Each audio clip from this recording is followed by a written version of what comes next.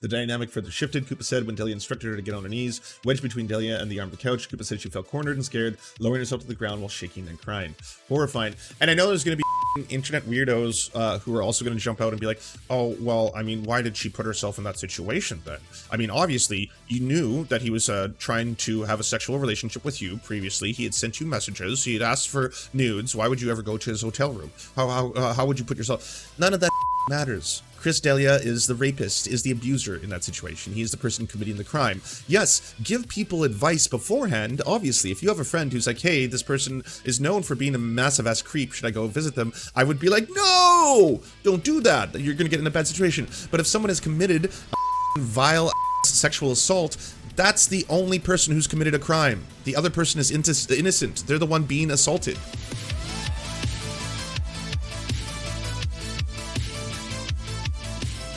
10 women tell Rolling Stones the 42-year-old comedian and podcaster left them traumatized. The FBI is looking into it. Delia denies the allegations. This is a news story that just came out today in the Rolling Stone. I, for the life of me, can't understand why this dude is still a thing. His comedy was so mid to start with. It's like I like you would think that he would just fucking be kicked out of every single potential comedy circuit and stuff, and he faced very little consequences for the earlier grooming accusations. And now it's just like there's an unbelievable amount of accusations towards this dude being a massive ass groomer. Jasmine Wolf was visibly uncomfortable sitting in the driver's seat of her car in an open parking lot. The 28-year-old looked around and drew a quick breath, glancing at her phone, perched on the dashboard, recording her. Awaiting a reply on the other end of the device was comedian Chris D'Elia, who Wolf says had instructed her to send over an explicit video of herself in public view. Wolf only had seconds to comply. If she didn't send the footage fast enough, she knew he'd become furious. She'd already told Delia that she wasn't comfortable being in plain sight of a passerby. Delia says she says didn't care. Minutes later, a nervous-looking Wolf stares into the camera while wrinkling her hands. It doesn't matter if I'm feeling sad or if I'm feeling pouty. It should have been about you, and I'm sorry, she says in November 2021 video reviewed by Rolling Stone. Wolf claims the apology was scripted by Delia, who was angry that she dared to push back against his request. The two had met in March 2020, with Wolf responding to one of Delia's Instagram stories during the early days of the pandemic. She was familiar with Delia through the sitcom Whitney, and had recently finished the second season of You, which he guest starred in. Cooped up at home in Canada, and like, again, how? Why are people fucking with this dude? Which he guest starred in. Cooped up at home in Canada, and recently separated from her husband, who she was still living with for the sake of the well-being of their younger daughter. Wolf describes needing a distraction, and a one-off message to an attractive comedian seemed harmless. Within minutes, Delia responded, Wolf said, and the conversation moved to Snapchat. By the end of the day, Delia had requested nude photographs, and Wolf obliged. It almost felt like kismet. Wolf says of their budding relationship, particularly because Delia had allegedly explained that he was in a similarly constrained situation with his partner, Kristen Taylor, who Wolf claims Delia was only living with for the sake of their newborn. They spoke constantly every day, sending Snapchat videos back and forth. I really needed something like this positive in my life, and it seems like this was it, Wolf explained. I had somebody who seemingly could relate to so much that I was going through this in my life. It wouldn't be until June 2020 that Wolf learned that seemingly spontaneous way she came to know Delia mirrored the claims of many other women. That month, a woman named Simon Rossi kicked off an outpouring of allegations against Delia on Twitter, pointing to the irony that Delia was playing a comedian who preys on underage girls in Netflix You, when she claimed he had messaged her for photos when she was 16. Soon after, dozens of women began sharing stories anonymously of their alleged encounters with Delia, where they said they sought them out as teens and young women on social media, soliciting nudes from them and making unwanted sexual advances. The LA Times and Daily Beast ran initial reports containing interviews with some of the accusers. CNN followed up with a piece that had allegations of Delia exposing himself to women over the years. Delia vehemently denied the allegations and released email exchanges between himself and some of his accusers, which his attorney claimed exonerated them. Ellie Eyeballs. Hey. So bad news. Jonah's girl came down with the flu, and Jonah's the Oh, this is just way too fucking gross. Jesus Christ. But Wolf's story diverges from theirs in that she stayed in contact with Delia, going on in what she described as an emotionally abusive, manipulative, and controlling relationship with the comic until last year. The relationship took place mostly online, communicating constantly through disappearing messages on Snapchat. Apart from a handful of in-person encounters during 2 trips to Los Angeles, still, the toll on their relationship was devastating, Wolf claims. I began to actually believe I was nothing. I would lose a sense of myself as an individual person because you only want to hear something so many times before you start to internalize that. Yeah, fucking classic abuser shit. Through his attorney, Andrew Bettler, Delia downplayed his relationship with Wolf and called into question her credibility for entering into early discussions of a possible $100,000 settlement in exchange for cutting off communication with media publications. However, Wolf said that she never took any money and ended up blocking Bettler's number when she felt that he was being manipulative.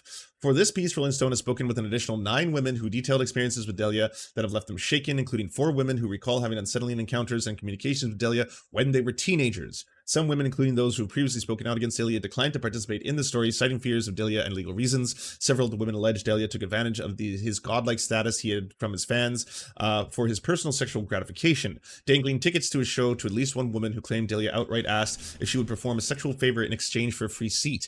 One fan alleges she was 28 when Delia pressured her into giving him oral sex before one of his shows. When she began to cry, says Delia, he allegedly told her, "If you do everything I say, it'll all be okay." When approached for comment, Delia generally declined the claims he made against him, but did not provide direct responses to Rolling Stone's multiple detailed requests for comment on specific allegations. Beyond questioning the credibility of some of the women coming forward, he has previously claimed that all of his sexual encounters were legal and consensual.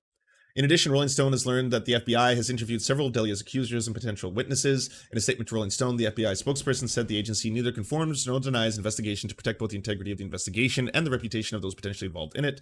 Wolf and the other woman, Emma, say that they were entangled in an intense emotional relationship, which allegedly intensified and worsened after Delia was accused of predatory behavior in 2020. Many of the women have requested to use a pseudonym, blah, blah, blah. Of course, Wolf, Emma, and the two others claim Delia was controlling, allegedly tracking their locations, picking out their outfits, giving curfews, pushing some of the women to get tattoos of his initials. Wolf and Emma describe becoming dependent on daily instructions and increasingly isolated from their families and friends.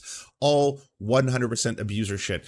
Recognize the patterns, everybody. Help your friends out. If you have friends who are in relationships and it seems like there's a lot of things like, hey, they're getting very detached from their friends and family. They're only allowed to see the man that they're going out with. He's demanding and taking control over a lot of aspects of her life. He's starting to control her eating habits, what she wears, where she goes, tracking her location and shit like that.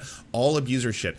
Similar to what you were seeing being done with Steven Crowder, for example, refusing to help his wife, his pregnant wife, and demanding that she take an Uber, isolating her, making sure that she doesn't have access to a second vehicle, those kind of things, all 100% abuser tactics. It went beyond the consensual kink relationship of Wolf and Emma claim, explaining the ground rules were never established and Delia had deliberately and slowly induced them into this world, sometimes using his friends to juggle his many secret relationships. Wolf described the controlling dynamic as cult-like, and both say they wouldn't have agreed to a relationship if they had known what Delia would be requiring of them.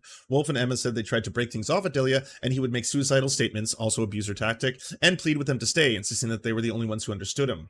This past December, comedian Kyle Anderson released a YouTube documentary, The Chris Delia Problem, and revisited the previous allegations against Delia that shed light on the emotional and physical abuse and he allegedly inflicted on relationships. Wolf came forward in the YouTube documentary after a 2-year relationship with Delia, detailing how she developed anxiety from the requests. Emma, who ended her year-long relationship with Delia in the wake of the 2020 allegations, says she realized after watching the documentary that she wasn't the only one suffering through lasting emotional abuse from Delia, and who was obviously obliviously indifferent to the damage she was inflicting on other women. In no sense of the word is my life the same, Emma says. I will always struggle with finding out what feels normal in a relationship because of it. I'm not sure Delia will ever fully understand the scope of what he's done to a lot of women. Let's go through a bunch. Whoa, is the video taken down? Oh, it's not available in Canada. What? Fucking racist towards Canadians. You see that? This is the racism that I have to deal with every single day as a Canadian. You don't know. None of you know my plight, okay? Samantha Simmons says she was around 17 when Delia offered her VIP tickets to a show in South Carolina. When she mentioned that her mother would be joining her, Simmons claimed that Delia said that she would need to ditch her mother at some point so they could, quote, hang out. She explained that her mom, this is so gross, so absolutely gross. Delia responded with something to the effect of, you're a little young, but allegedly continued to mention Simmons after he asked for a Snapchat. Simmons went to the show. His intentions were very clear, Simmons said. I'm really grateful that I had a sense to know that he was being predatory. Simone Rossi said she was 16 when she began messaging Delia, who sulked when she disclosed that she didn't live in LA, but was from Arizona. How are we supposed to make out then? He said. He wrote in July 2014 before asking Rossi for photos of herself. Rossi said she sent a photo of herself in the pool. Delia reached out to Rossi in January 2015, this time saying that he was in Arizona a day before a scheduled show, and asked that they could hang out. When Rossi shared the exchange on Twitter in 2020, it prompted an outpouring of similar allegations, which paved the way to others to realize that they were not alone.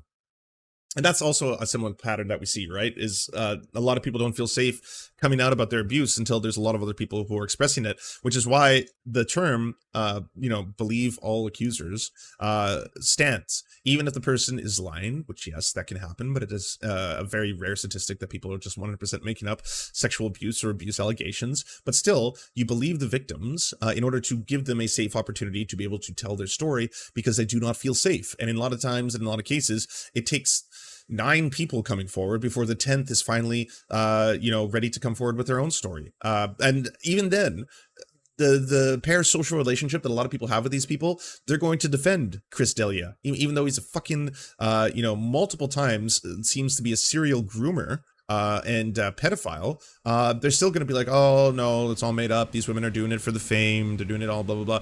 I'll have everyone know, by the way, Jake Paul's accuser has never rescinded her accusations. All that happened is people stopped paying attention to it and then just went back to venerating Jake Paul as this incredible fucking prize fighter and shit. He's still accused of raping a woman. And like when she came out about that story, Keemstar and all the fucking grossest people on the internet were saying that there's no way that that can actually fucking be sexual abuse because it was a blowjob. And it's like, oh yeah, but how do you force, how can someone forcibly give you a blowjob? Just don't open your mouth. It's like, what the fuck?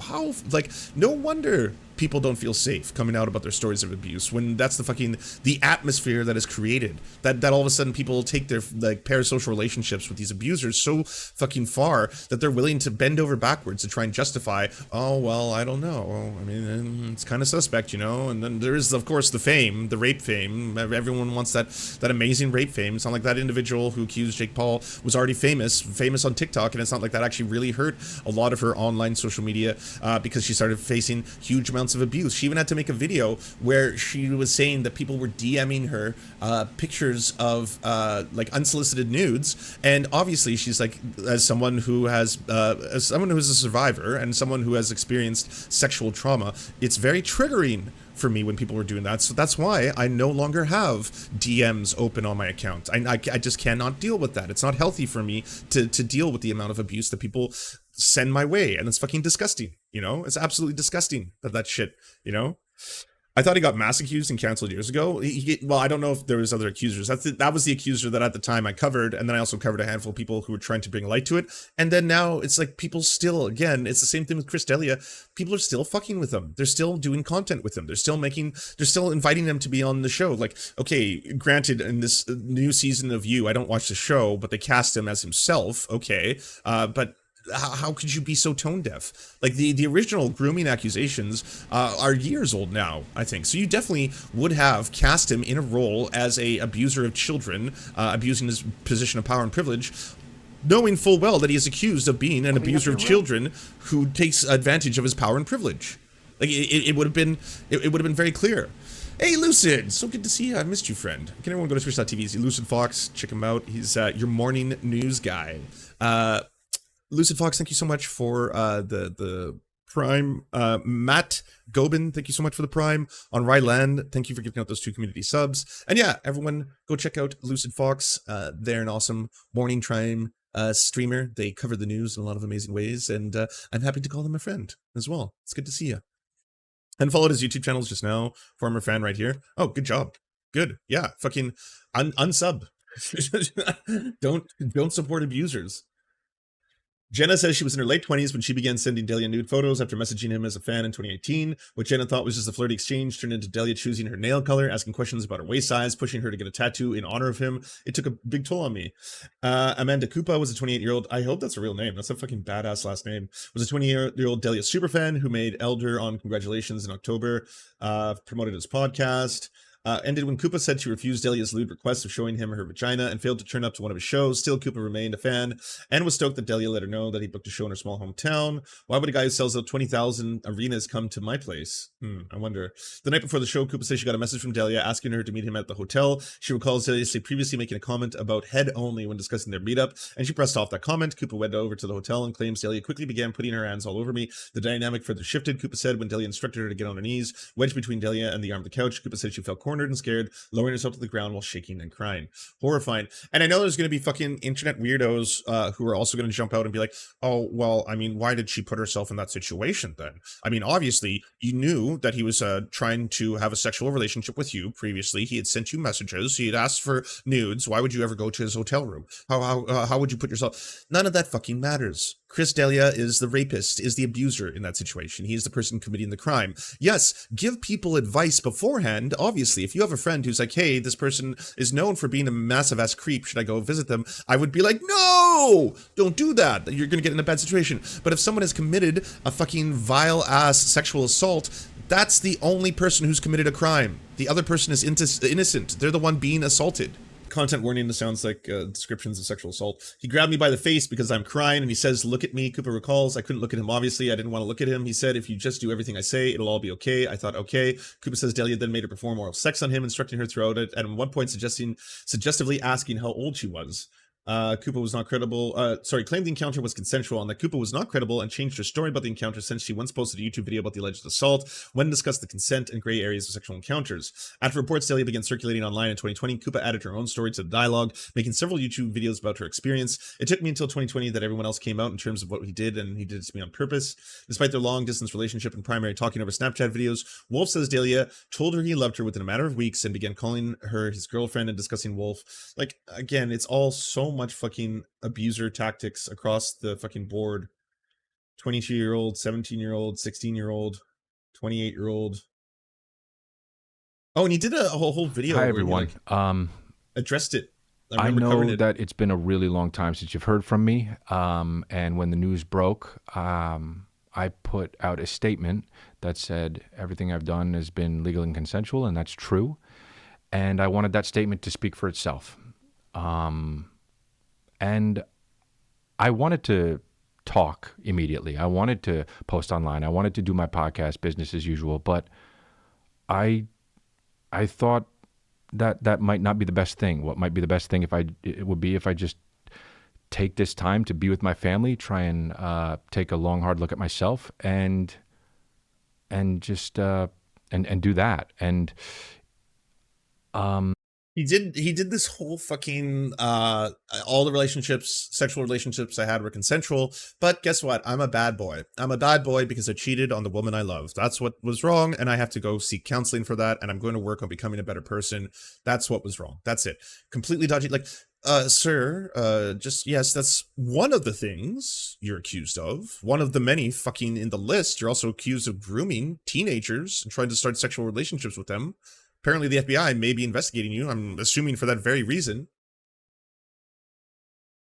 And again, and this so many accusations. This is a long ass article. I was never a fan of Chris D'Elia, so this isn't obviously it doesn't hurt me in the same way that say finding out about all the abuse and scandals of someone like Channel 5 does. I can easily just be like, fucking Chris D'Elia seems like an absolute monster and horrifying creep. So if you are a Chris D'Elia fan, I understand that maybe there's a point where you're like, I don't know how to feel about all this kind of stuff. I would read through the article, listen to the survivors' testimonies, and it's kind of one of those things where even if you want to try and say one of these people could be lying or one of these people could be exaggerating, the story, even though they want to remain anonymous in this case, but they could be doing it for one reason or another, you'll have to do that 9 more times. You're gonna have to do that 9 more times in your head. You're gonna have to pretzel yourself fucking 9 times over to try and justify why anyone should ever fucking help this person continue to make money. Because that's ultimately what's happening. He's doing TV shows, he's doing movies, he's fucking touring, selling out these massive fucking venues. And meanwhile, he's allegedly being an absolute pedophilic rapist. And so buying tickets to his shows helps an alleged pedophile rapist continue to be a pedophile rapist, allegedly. That's what, that supporting him does. I was a big fan until now. This is the video that got me to give him the benefit of the doubt. He's a better actor than people give him credit for. He fooled me till now. I never heard of stories, just allegations. Now I've heard enough to cut myself off. I mean, good for you. There's some people who never do that. There's some people who still support fucking, Louis C.K. is another example. Louis C.K., who's supposed to be the biggest example of getting canceled. Cancel culture when they come for you. Look what happened to Louis. What happened recently? Did he had another sold out tour? Won a Grammy? Best comedy album? Yeah. What's going on there? It seems like canceling has no effect. Even the most canceled people. Like, why the fuck is Woody Allen? Why does anyone do Woody Allen movies or Woody Allen TV shows? Woody Allen fucking anything. Woody Allen is credibly accused of raping his adopted daughter by his adopted daughter when she was a child. Like, why does anyone give Woody Allen the fucking time of day? Why is he like? I understand he's a legend in comedy and so venerated by the institution, but like, it's still so fucked up. Like, you gotta put yourself in the headspace that like Will Smith had his fucking Academy Award taken away for slapping a dude. Just for slapping a dude. Meanwhile, Roman Polanski fucking got an Academy Award post raping a child. after raping a child and having to move away.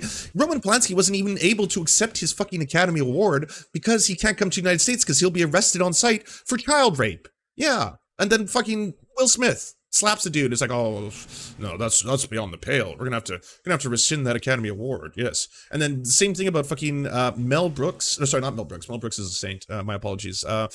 Who am I thinking of? Mel Gibson. Fucking racist ass Mel Gibson, continuing to be racist ass Mel Gibson to this day, by the way, has not stopped his fucking anti-Semitic tirades and is now doing interviews where he's still being questioned as to why are you making another Passion film, considering the last Passion film really seemed to ignite a lot of anti-Semitic fervor. And it's like, he's still welcome back into the good graces of Hollywood. Still welcome back. Hacksaw Ridge ended up winning an Academy Award, you know, all that kind of shit. He's allowed to sit there and smile. Meanwhile, he's like on recording saying to his ex-wife that he hopes that she gets raped by a pack of N-words. Yeah, that Mel Gibson. Racist ass Mel Gibson. Like, there's so many people who are just such horrifying creep monsters, and they all seem to get passes. And then, like, again, the reason I'm pointing out Will Smith is that, like, that's just a striking thing that was enough. That was like, oh, we have to take back his Academy Award. Can you believe that he did that? He slapped another man. And I'm not here to endorse slapping other people in public. I never did back when it happened. But there's a bit of a fucking double standard going on here, you know? There's certain people who it seems like they do the most fucking atrocious things, and nothing cancels them. They're never fucking canceled. Like, you say, oh, this was cancel culture and all this kind of shit. Meanwhile, this stuff is happening, you know? Do you enjoy the Serfs but prefer not to have to use your eyeballs? Many are saying this. Well, we've got the solution for you. It's the Serf Times in podcast form. Available on most major podcasting networks now. If you enjoy it, please consider leaving a good review and feedback because it really helps the show out, apparently, and it's free, just like the podcast. To our gods, Xander Corvus and Peyton L. Juste, we shall spend many a generations building mighty cathedrals in your honor. To our monarch, Tom Spiker, we are but your oafish jesters, here to offer you a laugh at any opportunity.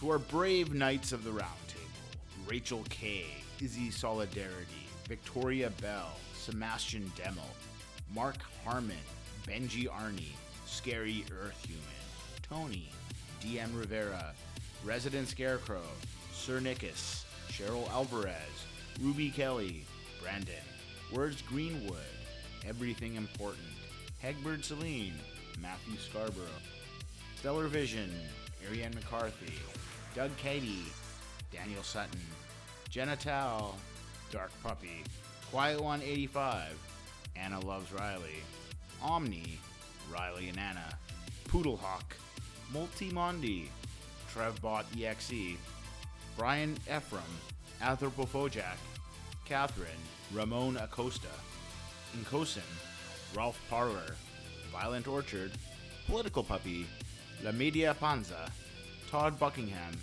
and Todd La Jeunesse. We salute our valiant heroes off to fight injustice everywhere.